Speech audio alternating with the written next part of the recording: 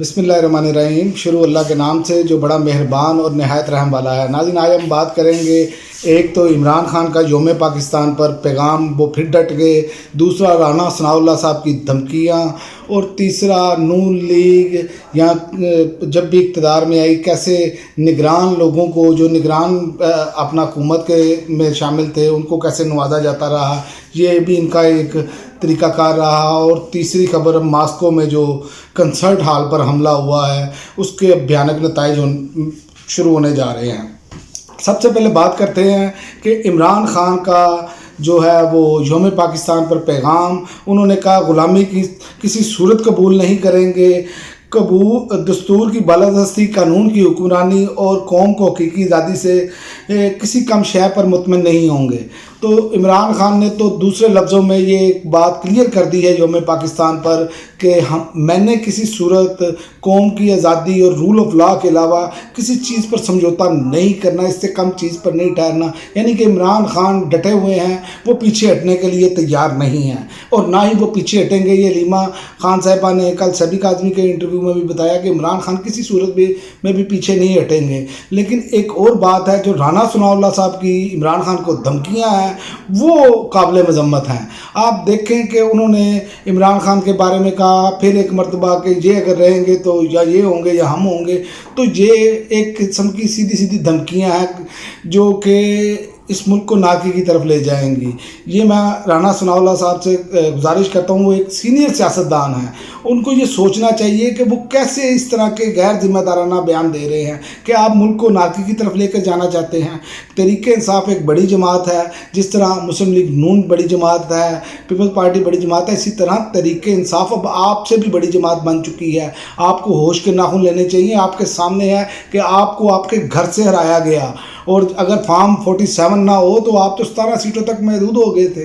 तो आपको इस बात पे होश के नाखून लेने चाहिए कि नौजवानों की मुकम्मल जो तादाद है, तकरीबन आप उसे 90% कह सकते हैं, वो तहरीक इंसाफ के साथ खड़ी है। और आपके इस तरह के बयानात के बाद अगर खुदा ना खास्ता कोई ऐसा मामला पेश आता है, कोई ऐसी चीज़ पेश आती है, कोई हादसा पेश आता है ऐसा जो कि इमरान खान को कोई नुकसान हल्का सा भी पहुंचता है, तो याद रखें आपके लिए बहुत मुश्किल पैदा हो जाएगी। आपके लिए पाकिस्तान की ज़मीन भी तंग हो जाएगी, क्योंकि अवाम की तादाद उनके साथ खड़ी है। तो आपको ऐसे गैर जिम्मेदाराना बयान नहीं देने चाहिए। इमरान खान अकेला नहीं है, इस वक्त पूरी कौम उनके साथ खड़ी है। तो आपको ये सोचना चाहिए, जबकि आपको तमाम तर सहूलत होने के बावजूद आपसे हुकूमत चलाना, बनाना और उसके बाद चलाना अब इतना मुश्किल हुआ पड़ा है कि आपको समझ नहीं आ रही कि हमने करना क्या है। और इसी वजह से मियाँ साहब भी वापस जा रहे हैं, जो सुनने में आ रहा है। तो ये जो चीज़ें हैं, इस पर आपको ज़िम्मेदारी का मुजाहरा करना चाहिए। मुखालफत अपनी जगह पर आप अपनी सियासत करें, सियासत होती रहेगी। ये आपने ज़ाहिर है आपने उनके खिलाफ सियासत करनी है, उन्होंने आपके खिलाफ सियासत करनी है, लेकिन इन चीज़ों से आप खुदारा आबाद रहें जिससे मुल्क नारकी की तरफ चला जाए, जिससे किसी का घर महफूज ना रहे। इस पर खुदारा सोचें आप, मेरी तो दरख्वास्त है आपसे। और दूसरा, मैं आपको एक और बात बता दूं कि नून लीग जब भी इक़्तिदार में आई, एक ये भी मामला रहा है कि किसी न किसी तरह निगरान जो हुकूमत के किरदार हैं उनको नवाजा गया है। 2013 में आप देख लें, निगरान वज़ीर आला नजम सेठी थे, फिर बाद में उनको इलेक्शन के बाद नवाजा गया। वो 35 पंक्चर वाली बात भी मशहूर हुई और फिर वो चेयरमैन PCB लग गए। तो इसी तरह निगरान वज़ीर थे बिजली मुसद्दक मलिक 2013 में, वो भी जो इलेक्शन के बाद वो वज़ीर आज़म हाउस के तर्जमान मुकर्रर हो गए। तो ये ऐसे नवाजा जाता है। और इसी तरह ये सारे मामला तो इसी तरह 2013 में चीफ जस्टिस इफ्तिखार चौधरी जो साबिक थे, उनके बेटे को बलूचिस्तान में नवाजा गया। तो ये चीज़ें हमारे सामने हैं। और 2024 की मिसाल आपके सामने है कि निगरान वज़ीर आला पंजाब मोहसिन नकवी थे, तो उनको फिर चेयरमैन PCB लगाया, अब वज़ीर दाखिला भी वो मौजूद हैं। तो ये चीज़ें सवालात खड़ा करती हैं, ये चीज़ें लोगों को तंग करती हैं कि क्या ये निगरान सेटअप के लोग जब नवाजे जाते हैं तो क्या जो इलेक्टेड लोग हैं, जो आवाम से वोट लेकर आए हैं, उनमें कोई किरदार नहीं है? इसका मतलब है इन्होंने सहूलतकारी की है। ये सवालात उठते हैं, इस पर गौर करना चाहिए मुस्लिम लीग नून को, पीपल्स पार्टी को, PDM2 को। ये चीज़ें जो है वो इनकी सियासत ख़त्म कर रही हैं। इनकी सियासत में लोगों को पता चलता जा रहा है कि ये वाले हरबे इस्तेमाल करते हैं और इस तरह ये इक़्तिदार में आते हैं। तो इस पर इन्हें सोचना चाहिए कि इन्होंने करना क्या। और एक और ख़बर ये है कि जिस पर इमरान خان کے خلاف پراپیگنڈا کیا گیا کہ 35 لاکھ کا کھانا کھا گئے۔ ویسے مجھے تو ان کی عقل پر حیرانگی ہوتی ہے کہ یہ کس طرح کی باتیں کرتے ہیں کہ 35 لاکھ کا کھانا اکیلا بندہ کھا گیا۔ یہ ایک مزے کا خیز بات ہے، اور جو رپورٹر جنہوں نے یہ خبر بریک کی ہے یار وہ کم از کم کیلکولیشن ہی نکال لیتے، 35 لاکھ کا کھانا کیسے عمران خان اکیلے کھا گئے، کیا کھاتے رہے وہ۔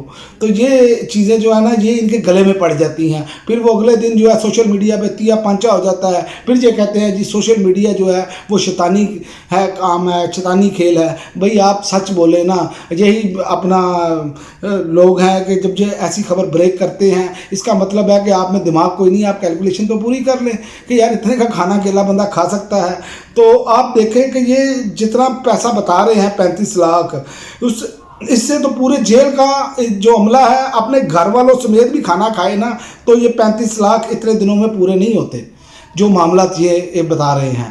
تو یہ چیزیں جو ہیں یہ اس طرح کی جب جھوٹ پھیلاتے ہیں، جب یہ میڈیا کو کنٹرول کر کے یہ اس طرح کے معاملات کرتے ہیں، یہ ان کے اگینسٹ جا رہی ہیں، یہ ان کی سیاست کے لیے نقصان دہ ہے۔ یہ ان کو پتہ نہیں کیوں سمجھ نہیں آ رہی، شاید یہ سمجھنا نہیں چاہتے، یا یہ چاہ رہے ہیں کہ قوم کو شاید شعور نہیں ہے۔ تو ان کی اطلاع کے لیے عرض ہے کہ قوم کو شعور جتنا آ چکا ہے، اب آپ ایسی چیزیں جب کریں گے نا، من گھڑت پھیلائیں گے تو وہ آپ کے لیے نقصان دہ ہے۔ لیکن بہرحال سمجھنے کے لیے بات ہے، عمران خان میں پھر آپ کو بتا دوں عمران خان ڈٹ کر کھڑے ہیں اور وہ اپنے موقف پر سے پیچھے ہٹنے کے لیے تیار نہیں۔ اور جو انٹرنیشنل خبر ہے جو اس ٹائم پھر جنگ کے اور جوہری جنگ کے جو ہے نا بادل وہ منڈلا رہے ہیں، اور روس جو ہے وہ سامنے آ چکا ہے۔ روس نے ماسکو میں کنسرٹ ہال پر حملہ جو ہوا ہے اس میں ہلاکتوں کی تعداد 143 سے زائد ہو گئی ہے، حملہ آور انہوں نے گرفتار کر لیے ہیں، اور روس کا الزام ہے کہ یوکرین اس میں شامل ہے، اور یوکرین نے اس کی تردید کرتے ہوئے کہا ہے کہ ہمارا کوئی تعلق نہیں ہے۔ جبکہ پیوٹن نے اپنی قوم کو تیار رہنے کا حکم دے دیا ہے، انہوں نے کہا روس حالت جنگ میں ہے، نیٹو فوجیں یوکرین پہنچ چکی ہیں، یہ پیوٹن کا الزام ہے۔ اور وہ کہتے ہیں کہ امریکہ اور نیٹو جو ہے وہ تیار رہے، اب کسی ٹائم بھی جو ہے وہ بڑی جنگ چھڑ سکتی ہے۔ تو یہ ایک بڑی جنگ کی طرف پھر دنیا کو دھکیلا جا رہا ہے۔ اس سے پہلے آپ نے دیکھا کہ غزہ میں جو معصوم شہری ہیں ان کے ساتھ کیا ہو رہا ہے، ان کو کھانا تک نہیں پہنچانے دیا جا رہا، اور امت مسلمہ جو ہے وہ جو جسے کہتے ہیں وہ ایسے خواب خرگوش میں پڑی ہے کہ ان کو کوئی پتہ ہی نہیں ہے، صرف بیانات کی حد تک۔ وہ بھائی آپ لوگ ارد گرد سارے مسلمان ممالک ہیں، وہ کم از کم ان کو کھانے پینے کی اشیاء تو پہنچائیں، وہاں پر لوگ بھوک سے مر رہے ہیں۔ تو اسی طرح اب یہ جنگ، اس کے بعد وہ جنگ، یہ امریکہ اور یہ یورپی جو ہیں یہ صرف اور صرف یہ جنگوں میں صرف اس دنیا کو تباہ کرنا چاہ رہے ہیں، اور اس کے علاوہ کوئی کام نہیں ہے ان کو۔ اور یہ میں آپ کو بتا دوں یہ پیوٹن ہے سامنے، یہ بات آپ مد نظر رکھیں، پیوٹن ان کے ساتھ بالکل رعایت کرنے کے لیے تیار نہیں ہے، اور یہ پیوٹن نے وارننگ جاری کر دی ہے، اور یہ آئندہ آنے والے دنوں میں آپ دیکھیں گے کہ انہوں نے حملہ آور بھی گرفتار کر لیے ہیں، اور وہ آگے اقدامات بھی کرنے جا رہے ہیں۔ تو خدا را اس دنیا کو رہنے کی جگہ رہنے دیں، اس کو جہنم نہ بنائیں، جس طرح کہ یہ مغرب اور یورپ جو ہے اور امریکہ اور برطانیہ مل کر جیسے انہوں نے غزہ کو جہنم بنایا، یوکرین کو جہنم بنایا، اس سے پہلے عراق کو جہنم بنایا، لیبیا میں انہوں نے یہ وار شروع کروائی۔ تو یہ سارے معاملات جو ہیں یہ ساری دنیا کے سامنے ہیں، یہ اپنی عوام کے سامنے تو بہت اچھے بنتے ہیں، لیکن انہی کی عوام، یورپ کی عوام ہی جو ہے وہ ان کے خلاف اٹھ رہی ہے اور واضح اٹھا رہی ہے کہ یہ کس طرح کی جنگیں ہیں۔ آپ دیکھ لیں امریکہ میں انتخابات ہونے جا رہے ہیں جس میں ٹرمپ کی جو مقبولیت کا گراف ہے اسی لیے اوپر ہے کہ وہ جنگوں سے باہر آنا چاہتے ہیں، ان کی واضح طور پر پالیسی ہے۔ تو یہ آنے والے دنوں میں یہاں تو بڑی جنگ چھڑی جائے گی جو امکانات نظر آ رہے ہیں، تو اگر یہ باز نہ آئے تو یہ ایک بڑی جنگ کی طرف جائے گا معاملہ۔ اگلے ویلاگ میں مزید بات کریں گے، اب تک کے لیے ناظرین اتنا ہی، اجازت دیجیے، اللہ حافظ۔